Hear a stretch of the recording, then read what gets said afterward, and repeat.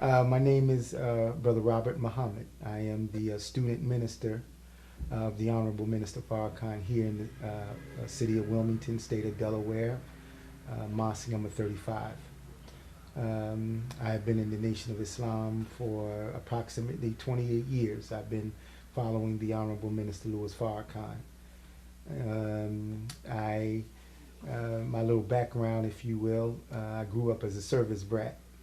My father was an Air Force air mechanic. He worked on airplanes. We traveled Germany, Italy, Florida, and Japan were the places that we traveled, me and my two sisters. Uh, and I can remember vividly the time that we spent in Japan.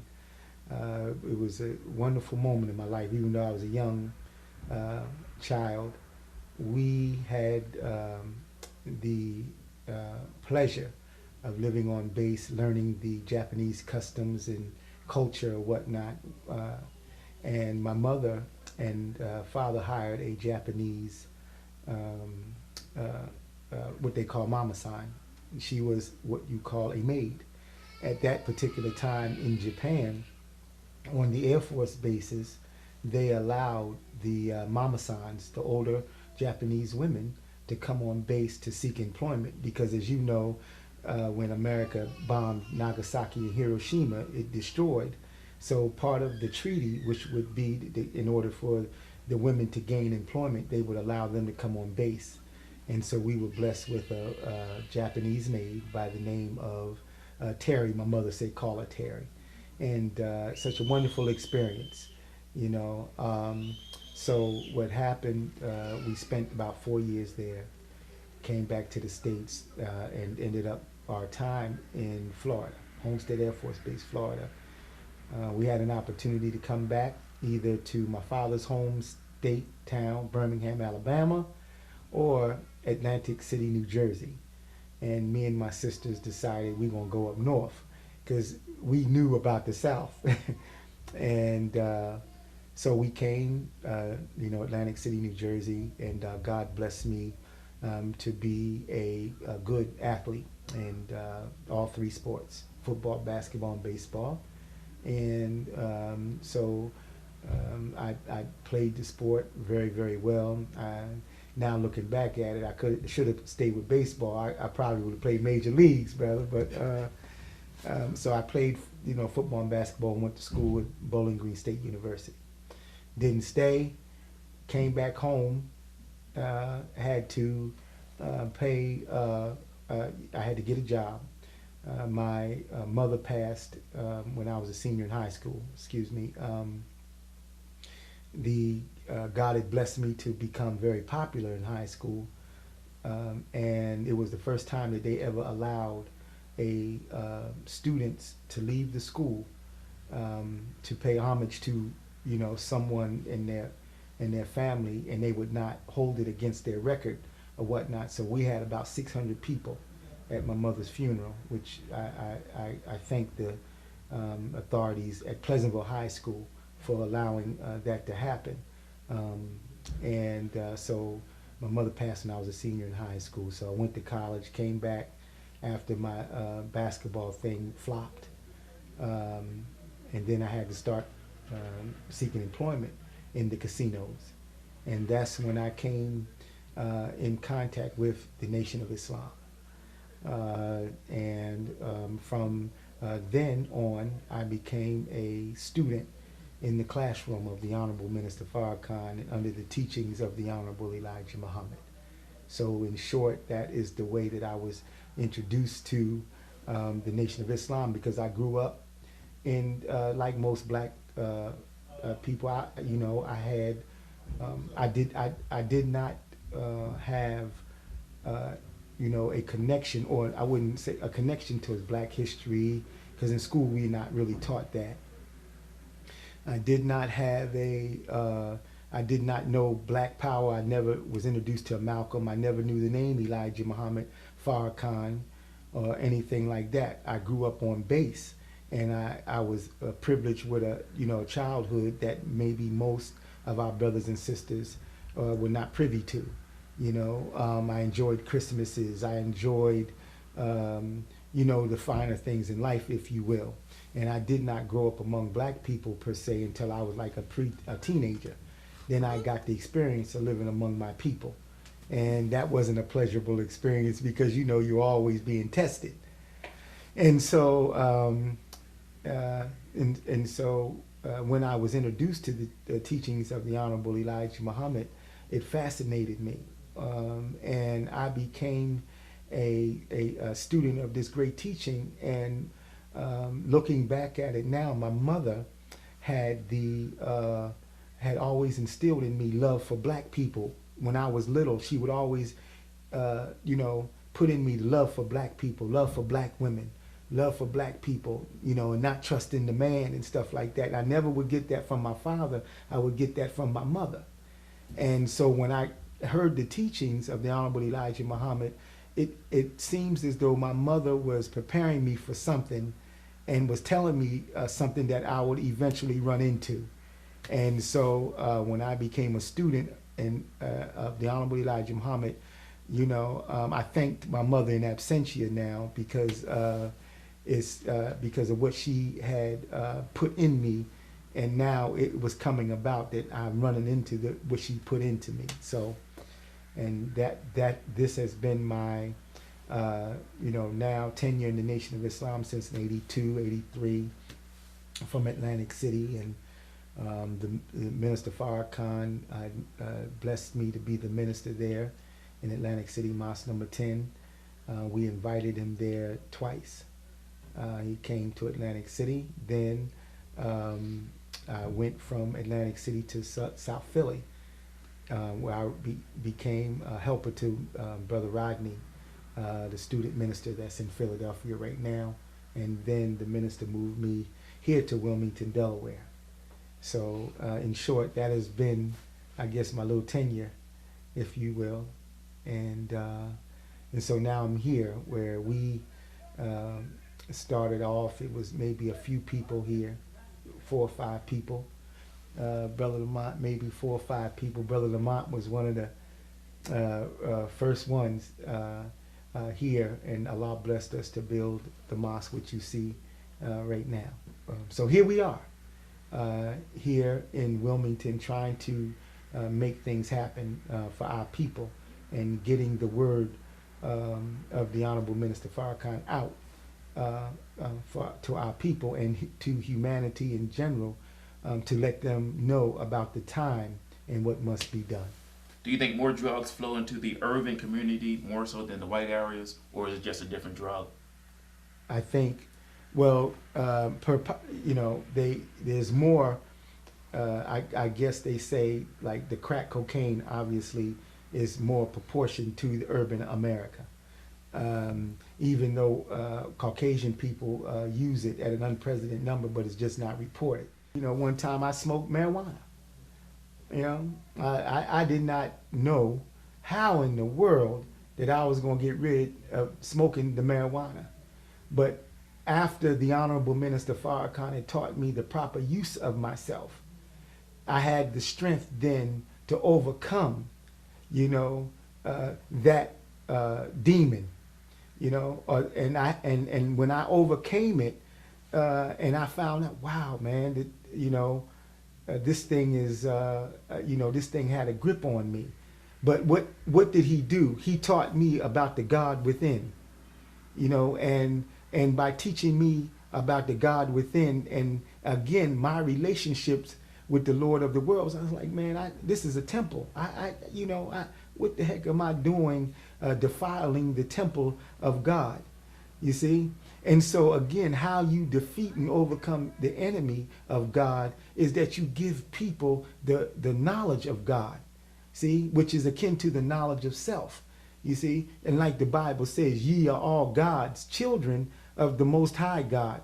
And when you teach people or children that, see, then you can put drugs, like you could put drugs in front of me all day and all night. I'm not going there because I've been taught to love me, You see, and this is what human beings, brother, have failed to do. And because the society is being ruled and run by Satan, they want a way out.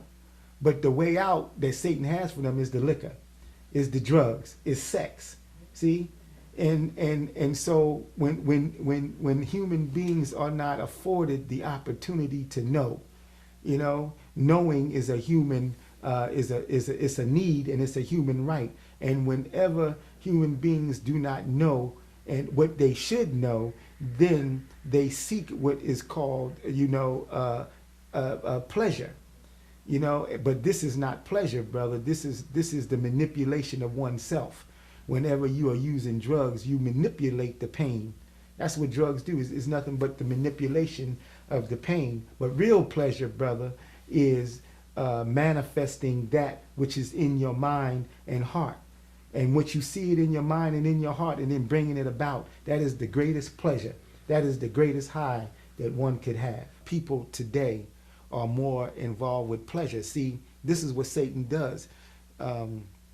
There's a saying that the dragon had in the book of Revelations. He spewed out, he used his tail to bring down 3/4 of the stars of heaven. The tail represents the lower extremity of the dragon, which that he in the last days that Satan would use the desires and the sexual appetite of the human being in order to bring them down. And so when you look at people out here today, how our women dress, you know, the sex that you see on TV, what you see on the internet, you got people so sexed up and so crazy, but they want pleasure, but they don't want responsibility. There was a Caucasian scholar that said that the message and the work of the Honorable Elijah Muhammad done with no other social programs, no other, NA program. The Honorable Elijah Muhammad was able to take the black man off liquor, was able to take the black man off drugs, able to take the black man off of the needle and all of that. He didn't use no abracadabra. He just taught them the knowledge of themselves. And this is really what the human being is really seeking, is their connection to their God. And this is the way that God has placed the Honorable Minister Farrakhan to give human beings that connection again. This is why messengers and prophets come, to reconnect the human being back to God, you know. So all of these other things that interfere with their relationship with God would be done away with that proper connection. The preacher has it, but is he willing to give it to the congregation so they may give it to their children? We believe that God did visit America.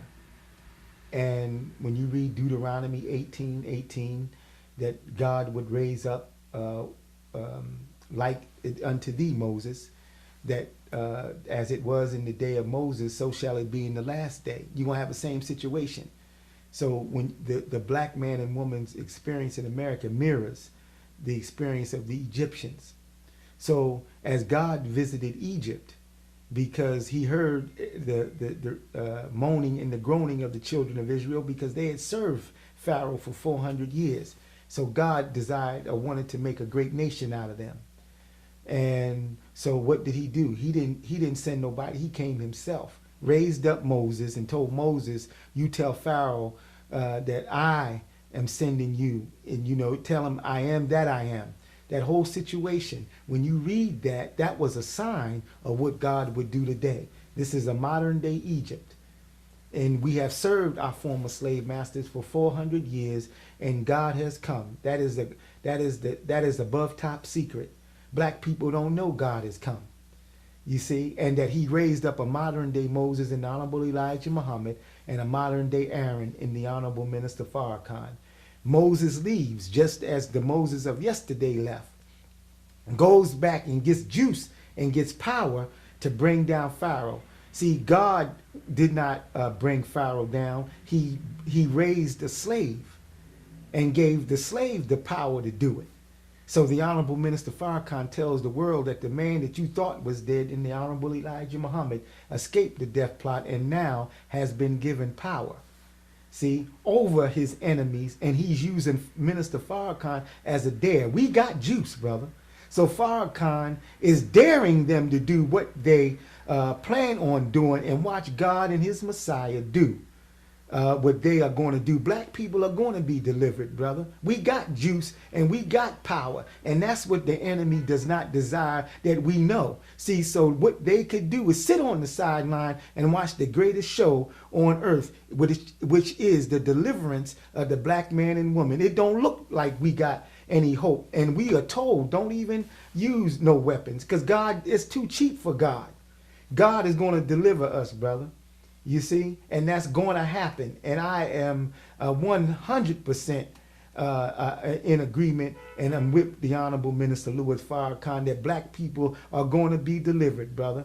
You know, or else there is no hope at all. But see, I say to my beloved brother Christian pastors, when they read about the teachings of Jesus, that is referring to a black man that God raised here in America and now has been given power and authority. And now he's called the Son of Man. And Minister Farrakhan is his servant, is the Paul of your scriptures, is the Aaron. And yes, he is a little Jesus and a messenger among us. We're going to be held responsible for our congregation.